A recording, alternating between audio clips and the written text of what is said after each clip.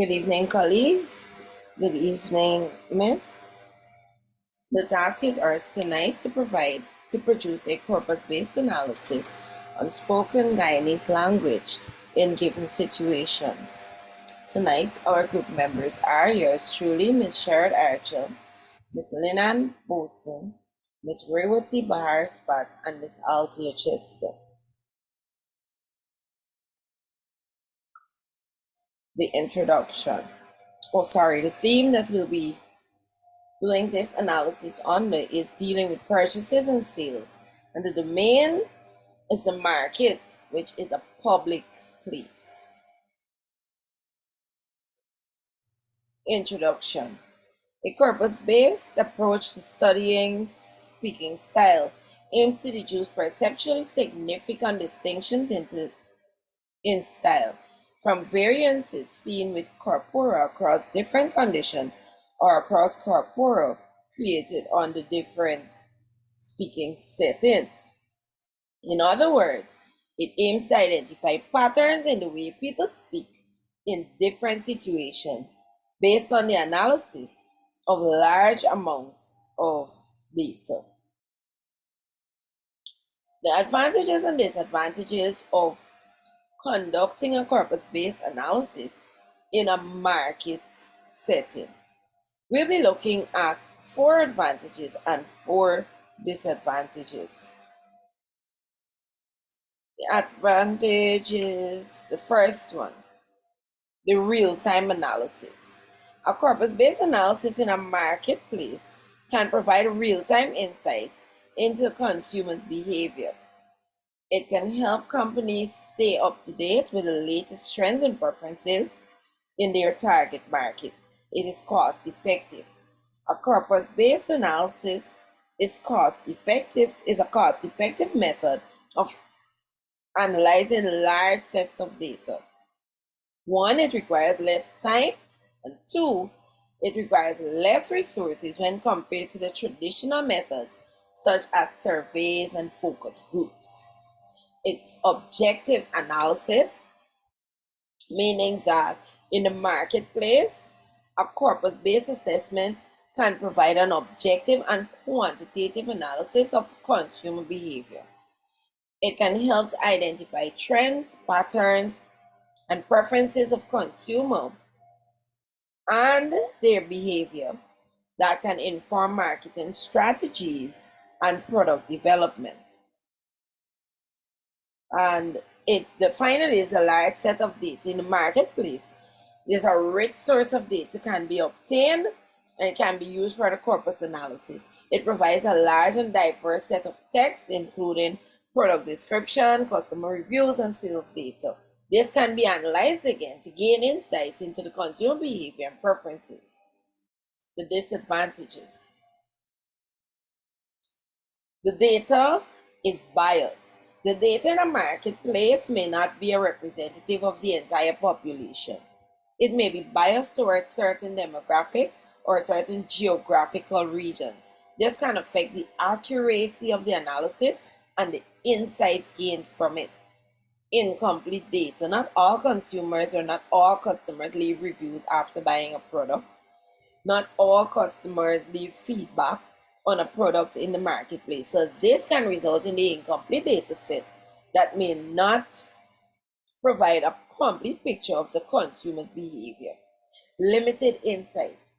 A corpus-based analysis in a marketplace can only provide insights into the data that is readily available.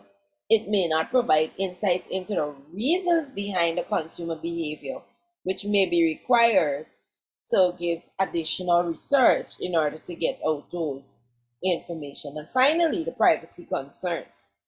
A corpora-based analysis involves analyzing large amounts of data and text, which may contain personal information. And personal information, we know, is a very touchy topic. So this raises the privacy concerns that must be addressed to protect the customer's data.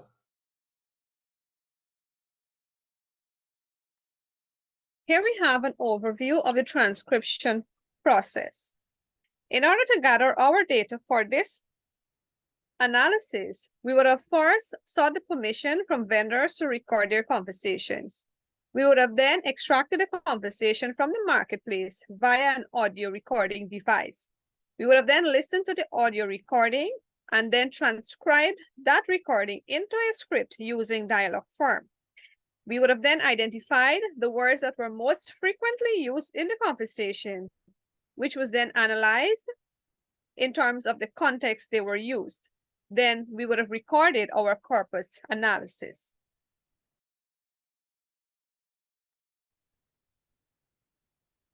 Background information about the participants and the research site.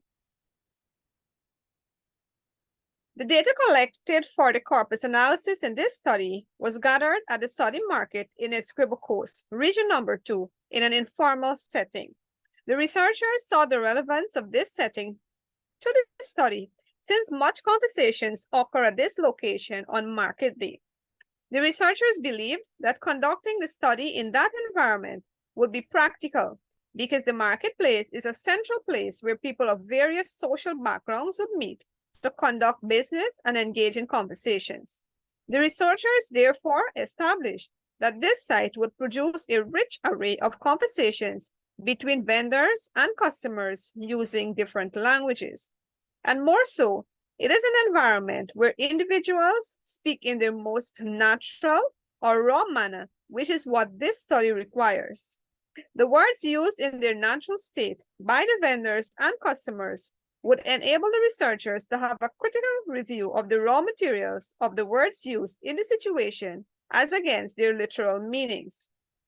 Furthermore, the participants in this study include individuals from several villages across the region, both vendors and customers. They were from varying social statuses, races, classes, and cultural and educational backgrounds, and they all communicated with each other using their native language. Hence, the transcription was recorded in Guyanese Creole. This made the communication effective among the participants since the language was common to the environment. Hence, there was no room for misunderstandings among the participants involved in this study. From the conversation, the most frequently used words were friend, granny, where, body, and bad. I will now examine how the word friend was used in the conversation. Vendor 1. Any phone, friend, casing, protector, memory card. Come friend, come see what you want. According to the book Using Corpora and Discourse Analysis by Paul Baker, the use of the word friend in marketplaces has a long history, with examples dating back to the early days of commerce. In medieval Europe, for example, market traders often addressed their customers as my friend, as a way of establishing a personal connection and building trust.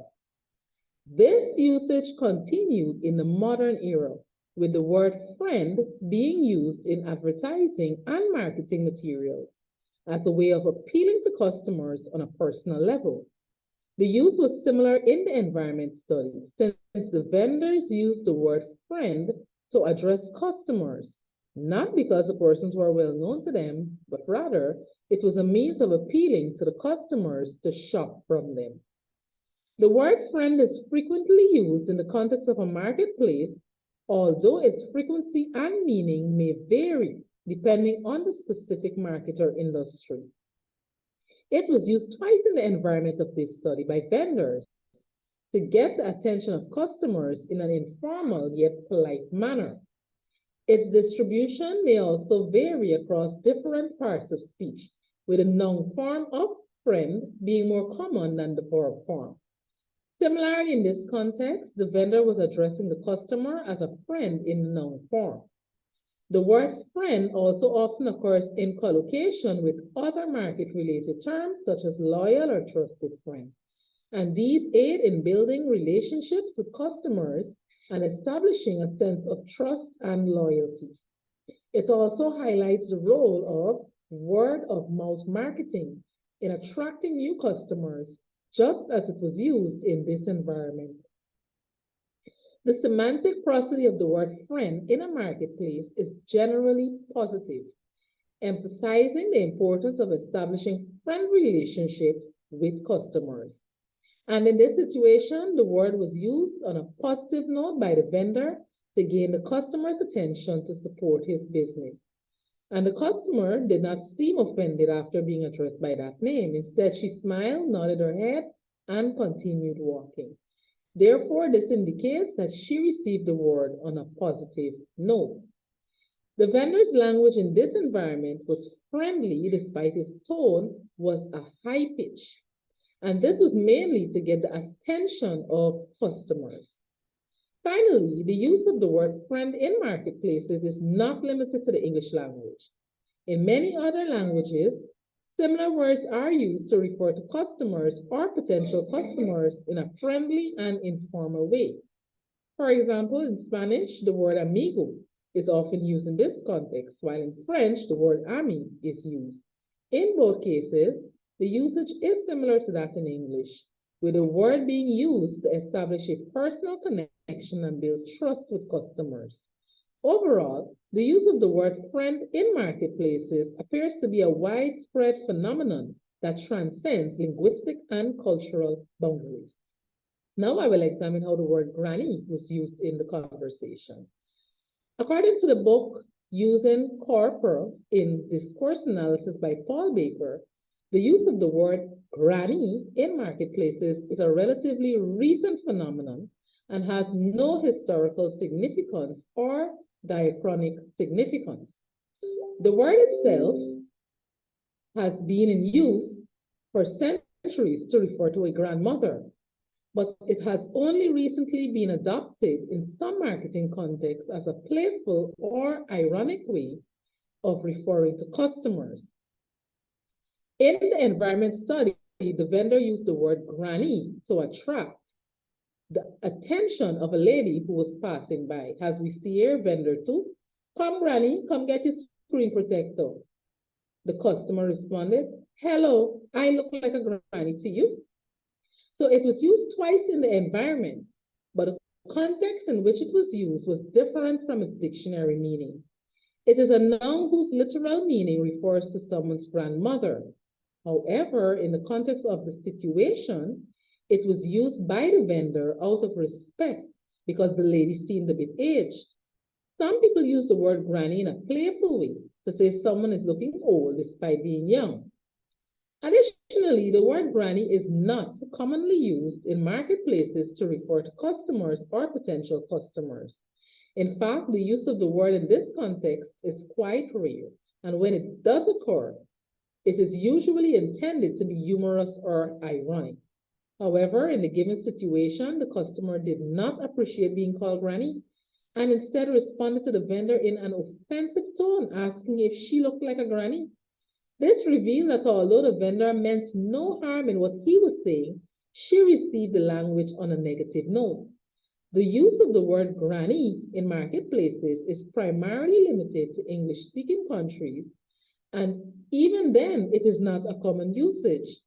In other languages, there is no equivalent term that is used to refer to customers in a similar way.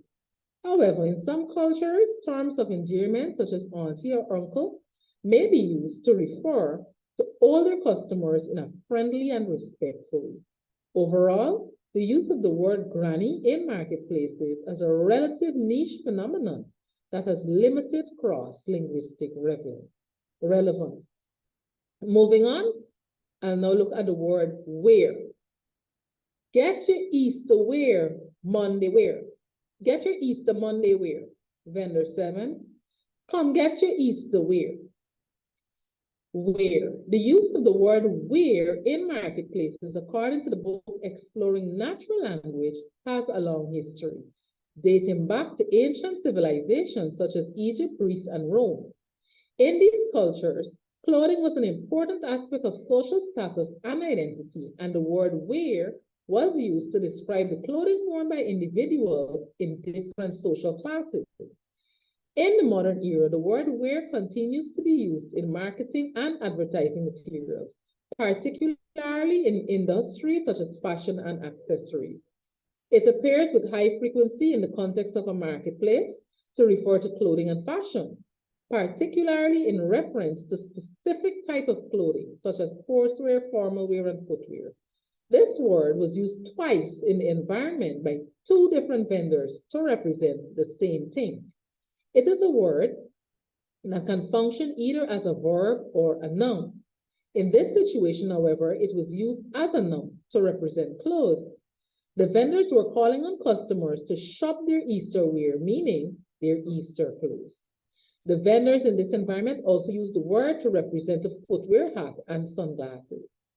Further, the tone is usually descriptive and informative, with a goal of providing customers with information about the style, quality, and functionality of the products being sold. In the marketplace, the word wear tends to collocate with other words that relate to fashion, clothing, and accessories. Furthermore, in the context of a marketplace, the word wear tends to have a positive semantic prosody, as it is often associated with fashion and style. However, there are also some negative connotations that can be associated with wear in the marketplace. For example, the phrase wear and tear has a negative connotation as it refers to damage that occurs to products over time with regular use. However, with regards to the environment studied, the word wear denoted clothes, which was understood by everyone involved and therefore was interpreted in a positive manner.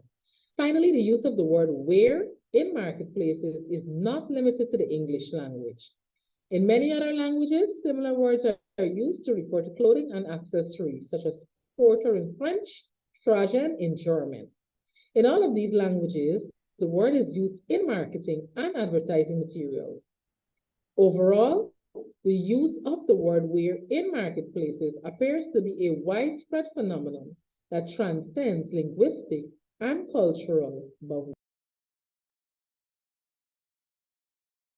I will be looking at how the word body was used in the marketplace. Vendor 7. Body top, body bottom, body dress. Customer. Body clothes. Haha. Based on a corpus of business and economic texts, the word body appears with moderate frequency in the context of the marketplace. The word body appears most frequently in the context of personal care products, particularly body lotion, body wash, and body butter. It also appears frequently in the context of health and fitness, particularly in reference to the body mass index and body type. It also appears in customer reviews and feedback, where it is often used to describe the quality and effectiveness of personal care products. However, the word body functions in this environment as an adjective to describe the way body clothes, tops, bottoms, and dresses fit onto an individual's body, that is, closely fitted or hugged onto the body. In the context of the marketplace, the word body tends to collocate with other words that related to the products, services, or people. Examples: body lotion, body wash, body care, body butter, etc. Additionally, the word body tends to have a neutral or positive semantic prosody, as it often associated with health, fitness, and personal care. Although the context in which the word body was used in this environment is not the same, the language was positive and accepted by the customer as being funny and not negatively used, since the customer laughed hearing the words body top, body bottom, body dress. There are also some negative connotations that can be associated with body in the marketplace. For example, the phrase body odor has a negative connotation as it suggests unpleasant smells. I will now be looking at how the word bad was used in the marketplace.